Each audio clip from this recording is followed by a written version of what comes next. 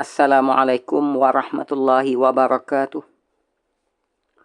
Alhamdulillahil hadi ila sawa'is sabil. Amara ibadahu bittiba'i siratihil mustaqim. Wa hazzarahum minasyubuhati waddalalati wal fitn. Wassalatu wassalamu ala khatamil anbiya'i wa sayyidil mursalin. Ba'asahullahu rahmatan lil alamin. وعلى آله وصحبه الطيبين الطاهرين وعلى من اتبع سنته واقتدى بهداه إلى يوم الدين أما بعد.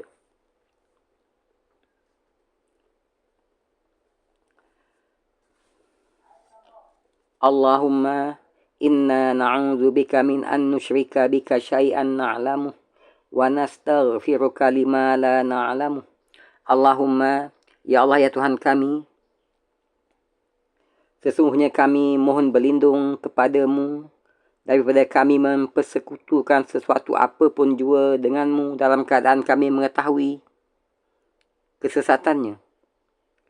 Dan kami memohon keampunanmu atas apa jua kesyirikan yang kami kerjakan dalam keadaan kami tidak mengetahui kesesatannya. Amin, amin, amin ya Rabbal Alamin. Alhamdulillah, dengan limpah kurnia dan izin Allah Subhanahu wa Ta'ala, dapat kita teruskan lagi dengan sesi perkongsian bacaan kitab Perangi Syirik, Sucikan Aqidah, Mantapkan Syahadah.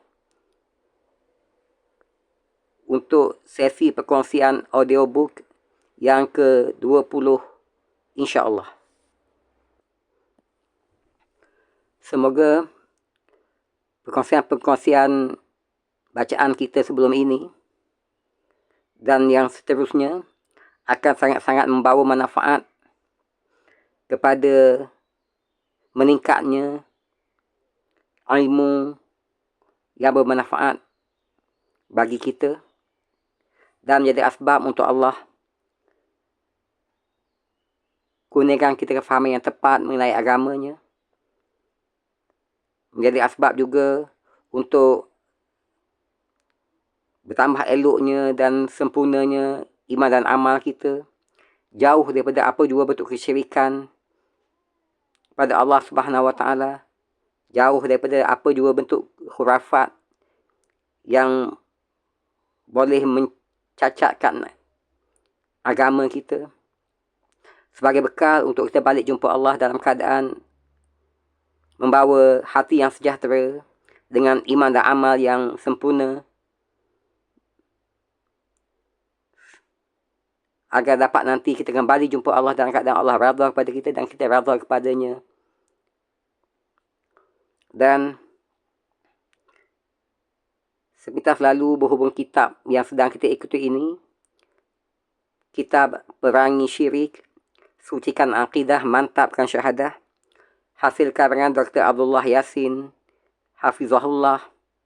Semoga Allah kurniakan kepada beliau dan juga kepada kita semua sebaik-baik ganjaran dunia dan akhirat atas jasa bakti beliau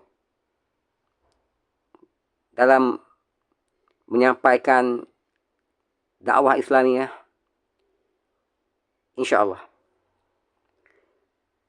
Kitab ini adalah terbitan oleh Karya Bestari dan edarannya oleh Grup Buku Karang Kraf Sendiran Berhad. Dan versi yang kita ikuti bacaannya ini adalah versi PDF cetakan kedua tahun 2013.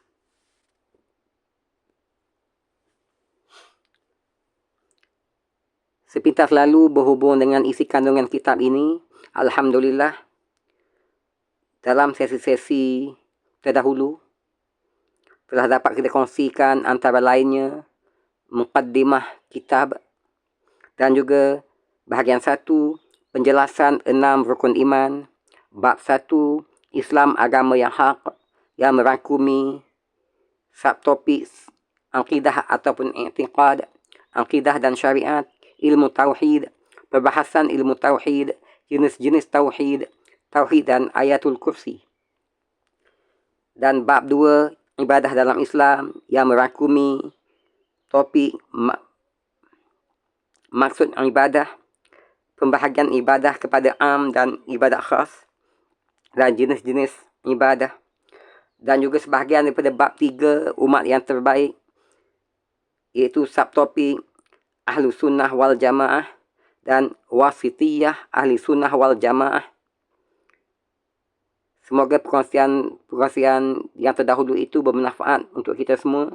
Dan insyaAllah di pagi yang berbahagia ini akan kita teruskan lagi dengan perkongsian subtopik yang ketiga, iaitu hakikat iman Ahlus Sunnah wal Jamaah.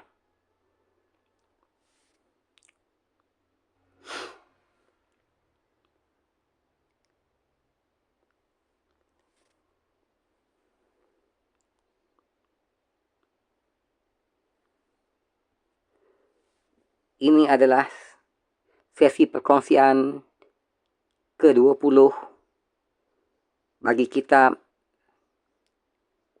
Perangi Syirik, Sucikan Aqidah, Mantapkan Syahadah, hasil karangan Dr. Abdullah Yasin Hafizahullah.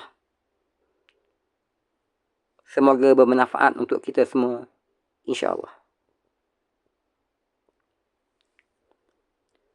Bahagian 1, penjelasan tentang 6 rukun iman.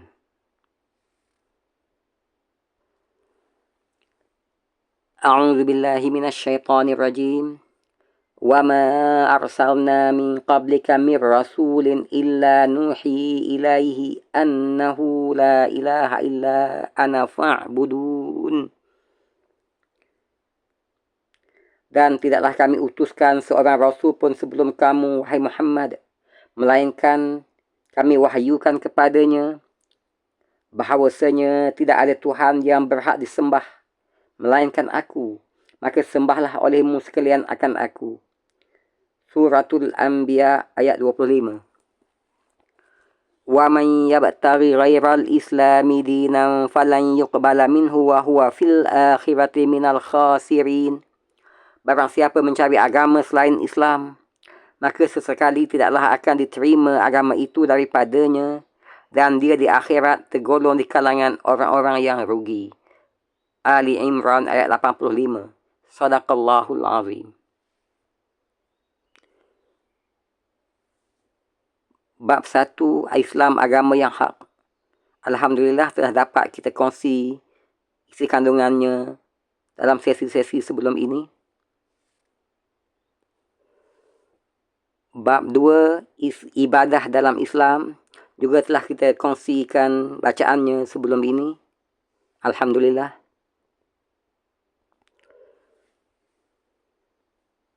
Dan sekarang ini kita masih lagi berada di bab ketiga, umat yang terbaik.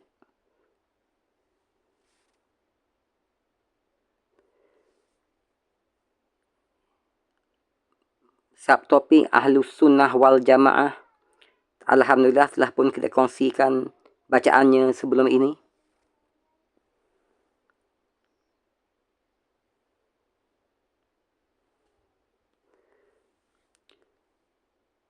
Seterusnya adalah Wasitiyah Ahlus Sunnah wal Jamaah. Telah juga kita kongsikan audiobook bacaannya dalam sesi terdahulu. Alhamdulillah.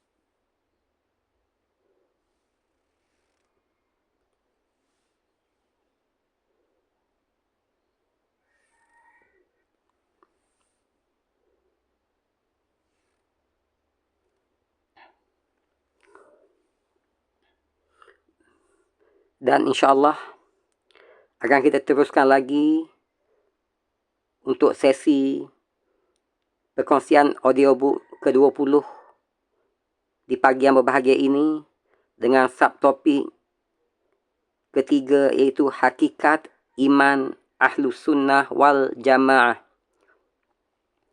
Apakah hakikat iman yang sebenarnya? Apakah sudah memenuhi makna iman hanya dengan ucapan lisan lalu dibenarkan oleh hati? Atau juga mesti diikuti dengan amalan dengan anggota badan? Dalam hal ini, ulama akidah Ahlus Sunnah wal Jamaah mempunyai dua pendapat utama. Pendapat pertama, iman adalah suatu istilah yang mencakupi tiga unsur, iaitu ikrar, yakni ucapan melalui lisan, dan tasdiq, yakni membenarkan di dalam hati, serta amal, yakni melaksanakan dengan anggota. Dan pendapat inilah yang dijadikan pegangan oleh kebanyakan Ahlus Sunnah wal Jamaah. Pendapat kedua, iman adalah suatu istilah yang mencangkupi ikrar, yakni ucapan melalui lisan, dan tasdiq, yakni membenarkan di dalam hati. Sedangkan amal, menurut pendapat kedua ini, amal dengan anggota tidak termasuk di dalam makna iman. Akan tetapi, golongan ini mengatakan bahawa mengamalkan semua syariat yang sahih daripada junjungan besar sallallahu alaihi wasallam adalah wajib ke atas setiap mukmin yang sudah berikrar melalui lisan dan bertasdik, yakni membenarkan dengan hati. Jika kedua-dua pendapat tersebut disesuaikan dengan kehendak Al-Quran serta Sunnah, maka pandangan pertama adalah lebih tepat dan kuat, iaitu iman adalah ikrar melalui lisan, tasdik, membenarkan di dalam hati, serta beramal dengan anggota. Manakala pendapat kedua adalah pendapat Imam Abu Hanifah rahmatullah alaih. Manakala imam Ahlus Sunnah yang lain seperti Imam Malik, Imam Syafi'i dan Imam Ahmad Ibn Hanbal berpegang pada pendapat pertama. Namun perbezaan pendapat tersebut hanyalah dari sudut pandangan, yakni khilaf nazari sahaja. Ia tidak melibatkan kesan kepada amalan. Ini kerana walaupun golongan yang memegang pendapat kedua tidak memasukkan amal sebagai sebahagian daripada makna iman, namun mereka tetap berpendapat wajib mengamalkan syariat yang sahih daripada Rasulullah sallallahu alaihi wasallam. Pengarang Syarah Al-Aqidah At-Tahawiyah berkata, perbezaan pendapat antara Imam Abu Hanifah yang berpegang kepada pendapat yang kedua dan imam-imam yang lain dalam kalangan Ahlus Sunnah wal Jamaah hanyalah perbezaan pandangan, yakni ikhtilaf syuri ataupun perbezaan istilah sahaja. Mereka semua sependapat tentang perlunya amalan, sebagaimana mereka juga sependapat bahawa melakukan dosa besar tidaklah mengeluarkan pelakunya daripada iman. Jika Allah Subhanahu Wa Taala berkehendak, dia akan menyeksanya, dan jika dia berkehendak sebaliknya, dia akan memaafkannya, mengampuninya.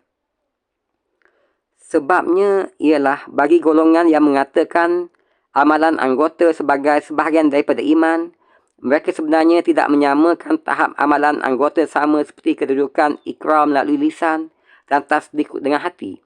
Ini kerana ketiadaan iman berkait rapat dengan ketiadaan ikrar dan tasdik. Tetapi iman tidak lenyap dengan ketiadaan amal, kerana ia hanyalah sebahagian daripada kemestian iman, yakni min lawazinil iman. Oleh itu, sewajarnya kita janganlah terlalu mendalami dan terikat dengan perbezaan pandangan yang tidak begitu penting ini.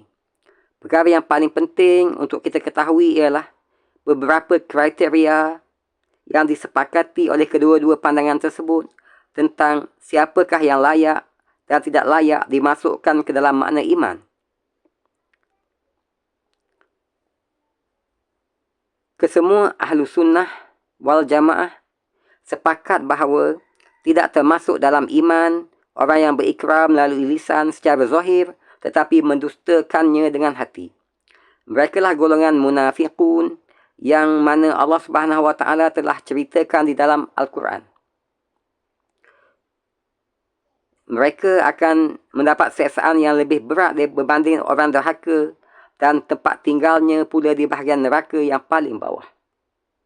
yakni bagi sesiapa yang melakukan nifaq i'tiqad. Kedua, kesemua ahlu sunnah wal jamaah juga sepakat bahawa pengakuan ataupun pengetahuan yakni ma'rifah dengan hati sahaja tidak mencukupi untuk mendapatkan iman. Ma'rifah dalam hati itu mestilah diikuti dengan ikrar lisan. Ini kerana Fir'aun serta kaumnya juga mengetahui tentang kebenaran Nabi Musa dan Nabi Harun alaihi salatu wassalam, akan tetapi mereka tetap dianggap kufur. Allah Tabaraka wa Ta'ala menjelaskan hakikat ini di dalam Al-Quran, Suratul Isra ayat 102. Qala laqad alimta ma anzala haula'i illa rabbus samawati wal ard basaira wa inni la'azunnuka ya fir'aunu masbura.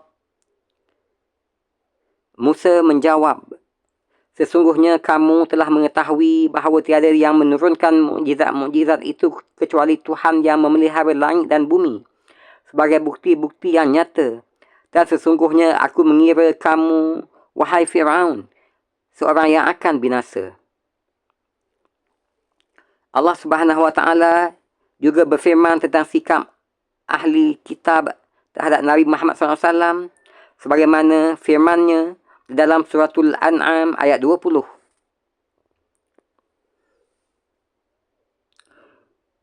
Alladzina atainahumul kitaba ya'rifunahu kama ya'rifuna abna'ahumul ladzina khasiru anfusahum fahum la yu'minun. Sadaqallahul azim. Orang-orang yang telah kami berikan kitab kepada mereka, mereka mengenalinya, yakni mengenali Muhammad SAW, seperti mana mereka mengenali anak-anak mereka sendiri. Orang yang merugikan dirinya, mereka itu tidak beriman kepada Allah.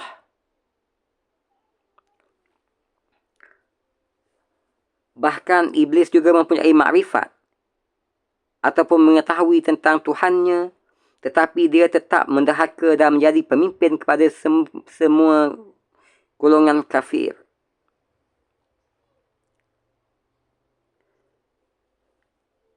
Ahlu sunnah wal jamaah juga sepakat bahawa mukmin yang digolongkan sebagai ahli qiblat itu tidak kekal di dalam neraka. Syaratnya, dia mesti beriktiqad ataupun meyakini kepada Islam dengan iktiqad yang putus, yang jazam, yang penuh, tanpa ragu sedikit pun, dan diikuti pengucapan 2 kalimah syahadah.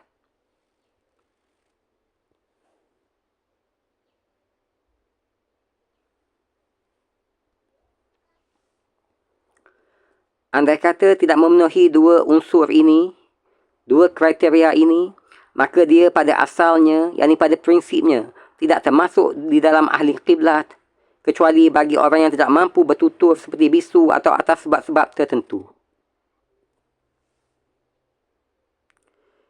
Seterusnya, ahlu sunnah wal jamaah juga sepakat bahawa seseorang yang sudah berikrar melalui lisannya dan tasdik, yakni membenarkan dalam hatinya, tetapi enggan beramal dengan anggota badan, maka dia termasuk golongan mukmin yang melakukan maksiat terhadap Allah Subhanahu Wa Taala serta Rasulnya sallallahu alaihi wasallam, dia layak mendapat siksaan sebagaimana yang dijelaskan di dalam kitab dan hadis Rasulnya sallallahu alaihi wasallam.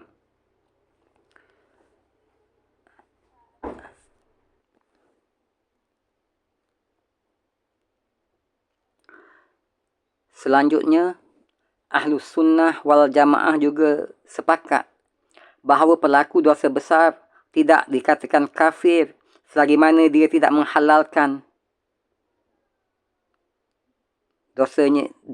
pelakuan dosanya itu, walaupun dia mati tanpa sempat bertaubat. Meskipun majoriti ulama Ahlus Sunnah wal Jamaah memasukkan amalan anggota badan sebagai sebahagian daripada iman, mereka tetap tidak mengkafirkan orang yang sudah berikrar melalui lisan dan tasdik membenarkan di dalam hati, andai kata dia tidak beramal. Walaupun Imam Abu Hanifah tidak memasukkan amalan dengan anggota badan sebagai sebahagian daripada iman, namun begitu, mereka semuanya tetap memandangnya sebagai satu tuntutan iman.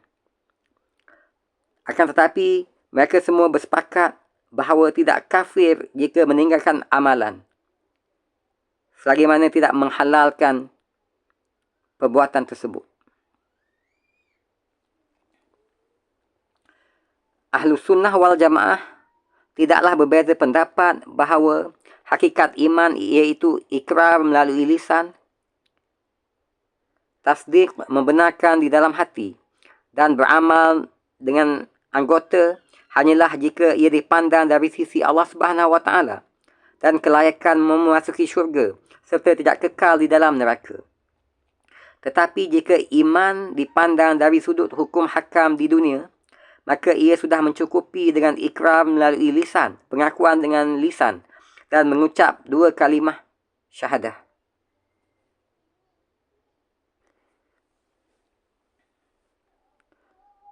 Sesiapa yang sudah berikrar dengan 2 kalimah syahadah, maka dia sudah dihukumkan sebagai orang yang beriman di dunia. Dia juga dituntut supaya melaksanakan kehendak 2 kalimah syahadah tersebut. Dia tidak dihukumkan kafir kecuali jika dia berbuat perkara-perkara yang boleh membatalkan 2 kalimah syahadahnya itu, sama ada dalam bentuk ucapan ataupun perbuatan.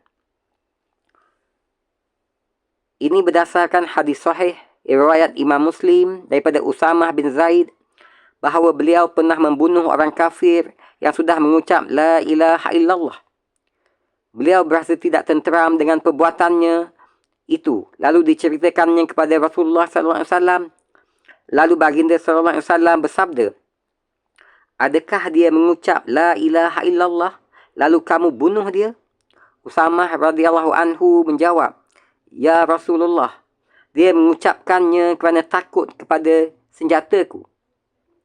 Lalu Rasulullah sallallahu alaihi wasallam bersabda, "Adakah kamu buka hatinya sehingga kamu tahu adakah dia mengucapkannya dengan ikhlas ataupun tidak?" Usamah radhiyallahu anhu berkata, Rasulullah sallallahu alaihi wasallam terus mengulangi sabdaannya itu beberapa kali sehingga aku bercita-cita kalaulah aku memeluk Islam pada hari itu. Hadis riwayat Muslim. Sabdaan junjungan besar sallallahu alaihi wasallam, adakah kamu buka hatinya, menunjukkan bahawa kita hanya perlu mengamalkan serta menilai sesuatu perkara berdasarkan yang zahir sahaja dan apa yang diucapkan oleh lisan. Tentang hati pula, itu bukan urusan kita. Malah, kita tidak mampu untuk mengetahui hakikat yang sebenarnya. Alhamdulillah, dengan limpah kurnia dan izin Allah Subhanahu Wa Taala, telah dapat kita selesaikan perkongsian sebahagian daripada isi kandungan subtopik hakikat iman Ahlus Sunnah wal Jamaah, yang insya-Allah akan kita lanjutkan lagi perkongsian isi kandungannya di dalam sesi berikutnya nanti insya-Allah. Semoga perkongsian kita sebelumnya, juga perkongsian pada hari ini dan selanjutnya akan sangat-sangat membawa manfaat yang besar kepada bertambahnya pengetahuan kita berkenaan agama kita, dan menjadi asbab insya-Allah untuk Allah kurniakan kefahaman yang tepat mengenai agamanya, dan menjadi asbab juga untuk meningkatnya iman dan amal kita tanpa bercampur aduk dengan apa jua bentuk kesyirikan, sebagai bekal untuk balik jumpa Allah dengan membawa hati yang sejahtera insya-Allah. Di sesi selanjutnya akan kita kongsikan lagi sebahagian daripada subtopik hakikat iman Ahlussunnah wal Jamaah, iaitu sambungannya, yaitu iman boleh bertambah dan boleh berkurang. Yani iman boleh mengalami peningkatan dan boleh juga mengalami penurunan. Terima kasih di atas kesediaan melapangkan masa untuk mengikuti sesi-sesi perkongsian audiobook bagi kitab Perangi Syirik, Sucikan Akidah, Mantapkan Syahadah, hasil karangan Dr. Abdullah Yasin Hafizahullah ini. Semoga bermanfaat untuk kita semua. Sehingga berjumpa lagi di dalam sesi-sesi selanjutnya insya-Allah. Wabillahi taufiq wal hidayah. Wassalamualaikum warahmatullahi wabarakatuh.